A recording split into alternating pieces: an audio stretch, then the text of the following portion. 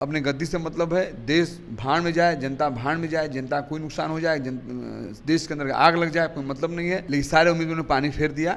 इनसे इसको मतलब है सिर्फ राज करने से। ये किसी को टारगेट बनाकर 24 का वो अपने हिसाब से तैयारी कर रहे हैं। जो ये हरकत किया है, कोई आगे उनको रास्ता नहीं मिला है तो ये नया हरकत किए। अब एक चीज नया ये लाए, इससे उनको फायदा मिल जाएगा, लेकिन फायदा मिलने वाला नहीं है। देश के तमाम समाज के लोग, तमाम जाति धर्म के लोगों ने एक जगह होकर लड़ाई लड़ने का काम किया। उसमें इन लोगों के खानदान का पता नहीं था, इनके खानदान का पता नहीं था। लगातार 2 दिनों की छापेमारी के बाद और लगभग 250 लोगों की गिरफ्तारी के उपरांत आखिरकार पीएफआई पर सरकार ने 5 साल के लिए प्रतिबंध लगा दिया। पीएफआई के साथ सहयोगी 8 ऐसे संगठन हैं जिसको सरकार ने देश के लिए खतरा बताया है। हालांकि कई ऐसे नेता हैं जो इसे अल्पसंख्यक को निशाना बनाए जाने की बात कह रहे हैं। मुख्यमंत्री नीतीश कुमार ने भी हरियाणा में ये बात कही थी कि भारतीय जनता पार्टी मुसलमानों को निशाना बना रही है। जो देश का मुसलमान है वो यहीं का मुसलमान है, जिनको पाकिस्तान जाना था वो चले गए।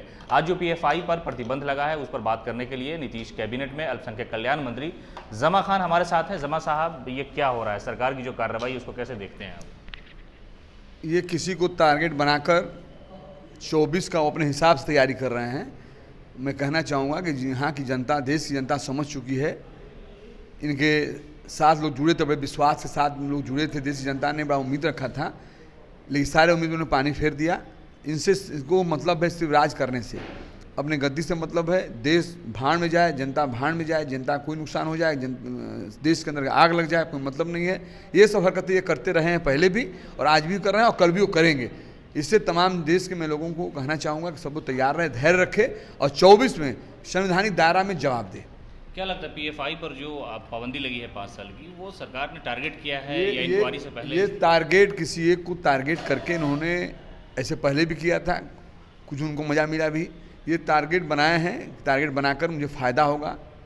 विकास से कोई लेना देना नहीं है, न भाईचारा से लेना देना है, न एक खूबसूरत हिंदुस्तान जो हमारा है। दुनिया इस हिंदुस्तान को सैल्यूट करती है, इसके भाईचारा मोहब्बत को देखकर। हम वही जगह बैठते हैं, एक जगह में देखा होगा कहीं घंटा मंदिर में बजता है तो वहीं बगल में मस्जिद में अजानें होती हैं। ये भाईचारा का प्रतीक रहा हमारा देश दुनिया में। लेकिन आज ऐसे जो जिसके हाथ में बागडोर हिंदुस्तान का है, निश्चित तौर पर उनसे मतलब सिर्फ गद्दी से रहा है। और इस बात को आप देख सकते हैं कि जिस प्रदेश में इनका सरकार नहीं रहा है, उसके लिए हमारे देश का गरीबों का पैसे हजारों करोड़ रुपए ने खर्च करके अपने परिवर्तन करने का उन्होंने जबरदस्ती गुंडई से काम किया है, जो आप जानते हैं, आप छिपा नहीं है। आज महागठबंधन सरकार बिहार में एक होकर पूरे हिंदुस्तान को मैसेज दिया है, हिंदुस्तान को ताकत दिया है। हिंदुस्तान के इस महागठबंधन को देखकर हिंदुस्तान के कई प्रदेश में लोग जज्बा में आ गए हैं और काम करने को तैयार हैं इनको हटाने के लिए। जो ये हरकत किया है, कोई आगे उनको रास्ता नहीं मिला है तो ये नया हरकत किए। इससे पहले भी कभी सीबीआई जांच, कभी ईडी जांच, कभी सीडी जांच, तमाम तरह की जांच एजेंसियां सब उनकी है, और उस एजेंसियां से जांच करके हम लोगों को परेशान करते रहते हैं। प्रदेश में कई प्रदेशों में परेशान करते रहते हैं। अब एक चीज़ नया ये लाए, इससे उनको फायदा मिल जाएगा, लेकिन फायदा मिलने वाला नहीं है। मैं सबसे कहूँगा, वो चाहते हैं भाईचारा बिगड़े, आपसी भाईचारा बिगड़ेगा, नुकसान होगा तो उनको फायदा होगा। मैं ये मैसेज देना चाहूँगा कि आप धैर्य रखिए, धैर्य का पहचान दीजिए। हिंदुस्तान मुल्क आपका है, गरीबों का है, उन लोगों का नहीं है जो लोग काम कर रहे हैं आज की डेट में। जो ये लोग सब हरकतें कर रहे हैं, आप पता करिएगा, जब देश मेरा गुलाम था और देश के गुलामी की जंजीरों को तोड़ने के लिए देश के तमाम समाज के लोग, तमाम जाति धर्म के लोगों ने एक जगह होकर लड़ाई लड़ने का काम किया। उसमें इन लोगों के खानदान का पता नहीं था, इनके खानदान का पता नहीं था।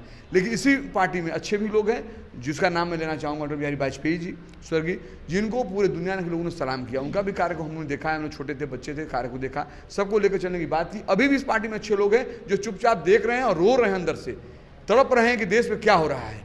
मैं मैसेज देना चाहूँगा कि ईश्वर खुदा से डरिए और देश को बर्बाद मत करिए। अगर देश बर्बाद करेंगे तो निश्चित तौर पर उनका ऊपर वाले का ईश्वर का ऐसा लाठी है, जो लाठी पड़ेगा आवाज़ नहीं आएगी, नुकसान बहुत बड़ा होगा उनका। कल ही आप लोगों ने, आपकी पार्टी ने कहा कि ये लोग जो धार्मिक भावनाओं को आहत करते हैं, और आपने सद्भावना रैली निकाली आप लोगों ने, आपके पार्टी के राष्ट्रीय अध्यक्ष भी सड़कों पर थे। तो क्या लगता है कि एक तरफ से नीतीश कुमार जो मैसेज देना चाह रहे हैं सियासी तौर पर, दिल्ली जाते हैं, हरियाणा जाते हैं और विपक्ष को एकजुट करते हैं, और एक बड़ा तबका आप लोगों का दावा है कि मुसलमान नीतीश कुमार के साथ है, तो कहीं इस तरह से टारगेट करके डराने और एक वोट बैंक को एकजुट करने का प्रयास तो नहीं? यही उनका प्रयास है, आप लोगों को कुछ छिपा नहीं है, यही प्रयास है। और इसी प्रयास में लगे हुए हैं। सारे एजेंसियां को अपने हाथ में रख लिए हैं, यहाँ तक कि आपको वो लोग नहीं छोड़ने वाले। आपको भी, आपके जो भी लोग मीडिया के मेरे भाई, उनको भी दबाव बनाना चाहते हैं, दबाव बनाते भी हैं। कहीं दबाव बन जाता है, कहीं नहीं बन जाता है। लेकिन मैं आप लोगों से भी कहना चाहूँगा, हिंदुस्तान को आप लोग ही बचाइए। जो सही बात है रखिए, और सही बात को नहीं रखिएगा तो हम लोग, हिंदुस्तान के लोगों ने, हमारे पूर्वजों ने, हमारे जो पहले बुजुर्ग थे, लोगों ने देश को आबाद करने के लिए, हम लोग को स्वतंत्रता दिलाने के लिए कुर्बानियाँ उन्होंने दिया है। हर समाज के लोगों ने फांसी के फंदों को चूमा है हमको आज़ाद कराने के लिए। तो निश्चित तौर पर आप सबका कर्तव्य बनता है देश को बचाना। ऐसे लोग जो सिर्फ टारगेट बनाए अपने गद्दी, ऐसे लोगों को हटाना पड़ेगा। 24 में हम लोग हटाएंगे। पूरे देश में अब तक किसी बड़े नेता का बयान नहीं आया है, लेकिन मंत्री जमा खान खुल करके बोल रहे हैं। जिस तरह से आपकी पार्टी लगातार बीजेपी के खिलाफ खड़ी हो गई है, उसी तरह से आपने पहले बयान दिया और मीडिया की सुर्खी में आ गए, इन्हें पीएफआई पर जो बैन किया गया वो टारगेटेड है। वो टारगेटेड, ये सब लोग, कुछ लोग बोल रहा है, कुछ नहीं बोल पा रहा है, कुछ 24 का इंतजार कर रहा है। ये टारगेट बनाया गया, यही नहीं, मैं तो ये भी कह रहा हूँ आपसे कि चूँकि आपको भी लग रहा होगा कि आगे आने वाले दिनों में 24 में थोड़ा समय है, उसके भी पता नहीं क्या क्या लोग करेगा, कैसे भाईचारा का नुकसान हो जाए, यहाँ आग लग जाए, उसको कोई लेना देना नहीं है। जब भी कभी भी कुछ भी हुआ है घटना, खुदा ईश्वर न करे कोई घटना घटे, तो जो गरीब लोग हैं मारे गए हैं, गरीब का नुकसान हुआ है, वो गांव में रहते हों, शहर में रहते हों, जो गरीब आदमी है उसका नुकसान होता है। ये ऐसे लोग हैं, मैं पूछना चाहता हूँ, इनके परिवार में किसी एक को कोई नुकसान कभी नहीं हुआ है, न होगा, क्योंकि लोग सेफ रहता है, वो भाईचारा बिगाड़ मजा लेता है, टीवी देखता है, अपने सीट की बात करता है।